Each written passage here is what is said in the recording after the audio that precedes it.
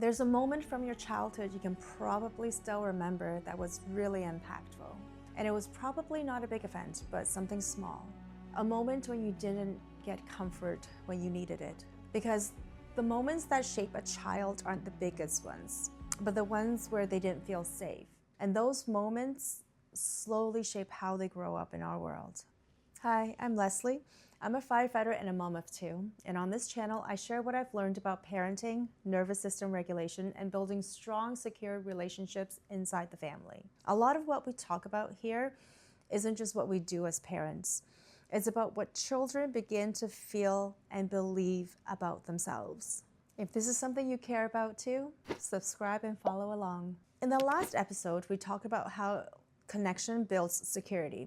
And when a child is securely attached, they trust that they're safe with us and they're free to explore. Roots before wings. However, to really understand why that matters, let's look on the other side. What happens when that connection feels unstable?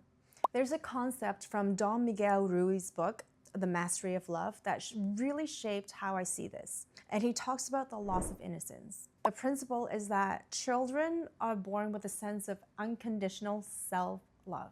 And this is especially important in those early years, so from birth to around age 4.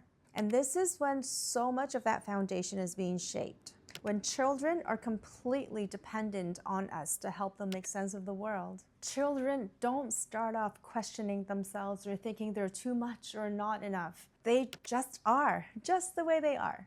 They feel what they feel and they express it. They move through their world openly, but over time, that changes. In his book, he tells a story about a child playing with his father's guitar.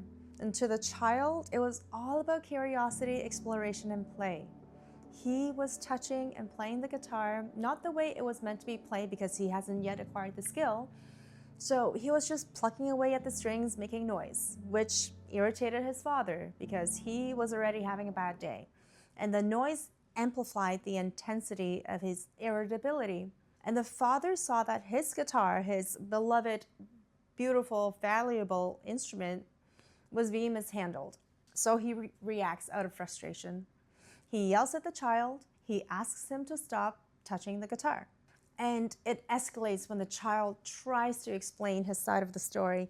But in that moment, the child doesn't fully understand what's really happening. He doesn't quite have all the words to articulate and explain himself well. He's a child. He doesn't have the words to say, I didn't mean to break it, or I was just curious, or I didn't know. He didn't understand that his father was having a bad day before he lashed out. There's all these complexity of emotions that we can't expect a child to have already, a 2-year-old or a 3-year-old. All he feels at that moment is fear and confusion. Because the brain does what it always does. It tries to make sense of what was happening. So in his little mind, the way most children usually internalize is that there must be something wrong with me. Because for a child, it's safer to believe that something is wrong with them than to believe something is unstable in the relationship that they depend wholeheartedly on. So they start creating their narrative.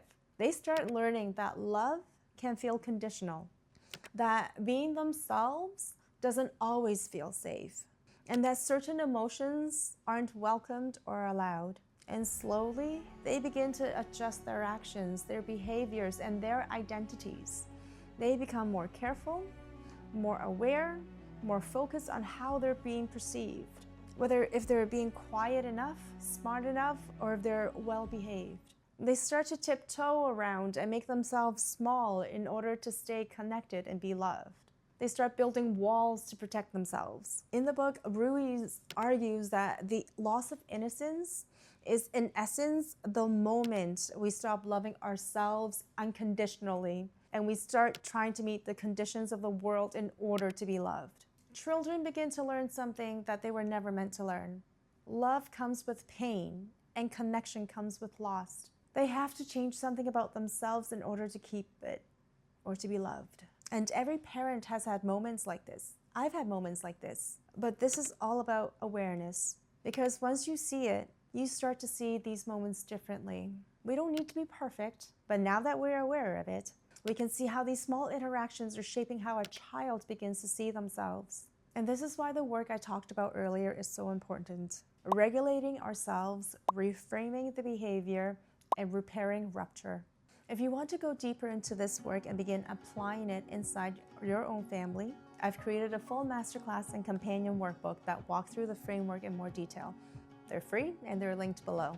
And if this is something you care deeply about, parenting, nervous system regulation, building strong, secure relationships inside the family, consider subscribing and following along this season. I've also created a playlist that's linked below of conversations with experts that talk about attachment theory. In the next episode, we're going to explore how these early moments don't just stay in childhood. They turn out in patterns that we carry into adulthood, often without us even realizing it. So thanks for being here, and I'll see you at the next one. Have a lovely day.